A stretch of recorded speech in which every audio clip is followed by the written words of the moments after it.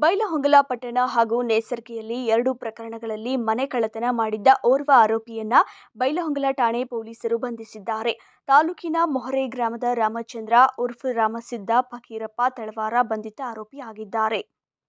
ಬಂಧಿತ ಆರೋಪಿಯಿಂದ ಪಟ್ಟಣದಲ್ಲಿ ಮನೆ ಕಳ್ಳತನವಾಗಿದ್ದ 30 ಗ್ರಾಮದ ಬಂಗಾರದ ಆಭರಣ, 31 ಗ್ರಾಂ ಬೆಳ್ಳಿ ಆಭರಣ ಹಾಗೂ ನೇಸರ್ಗಿ ಪೊಲೀಸ್ ಠಾಣೆ ವ್ಯಾಪ್ತಿಯಲ್ಲಿ ನಡೆದ 40 ಗ್ರಾಂ ಬಂಗಾರದ ಆಭರಣ, ಕೃತ್ಯಕ್ಕೆ ಬಳಸಲಾದ ದ್ವಿಚಕ್ರ ವಾಹನ ಸೇರಿ ಒಟ್ಟು ರೂಪಾಯಿ 9 ಲಕ್ಷ ಮೌಲ್ಯದ ಬಂಗಾರ ಮತ್ತು ಬೆಳ್ಳಿ ವಶಕ್ಕೆ ಪಡೆದುಕೊಂಡು ಆರೋಪಿಯನ್ನ ನ್ಯಾಯಾಂಗ ಬಂಧನಕ್ಕೆ ಒಪ್ಪಿಸಲಾಗಿದೆ.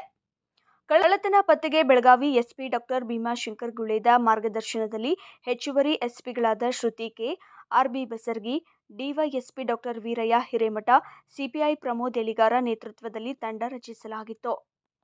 ಪಿಎಸ್ಐಗಳಾದ ಪಿಎಸ್ ಮುರ್ನಾಳ, ಗುರುರಾಜ್ ಕಲಬುರ್ಗಿ, ಸಿಬ್ಬಂದಿಗಳಾದ JR Malagali, Chetan Budni, MS Deshnur, KF Wakkund, MB Gidageri, Sachin Patil, Vinod Takkannavar ಕಾರ್ಯಾಚರಣೆಯಲ್ಲಿ ಭಾಗಿಯಾಗಿದ್ದರು. ಇನ್ನು ಎಸ್ಪಿ ಡಾಕ್ಟರ್ ಭೀಮಾಶಂಕರ್ ಗುಳೇದ ಸಿಬ್ಬಂದಿಗಳ ಕಾರ್ಯಕ್ಕೆ ಹರ್ಷ ವ್ಯಕ್ತಪಡಿಸಿದ್ದಾರೆ.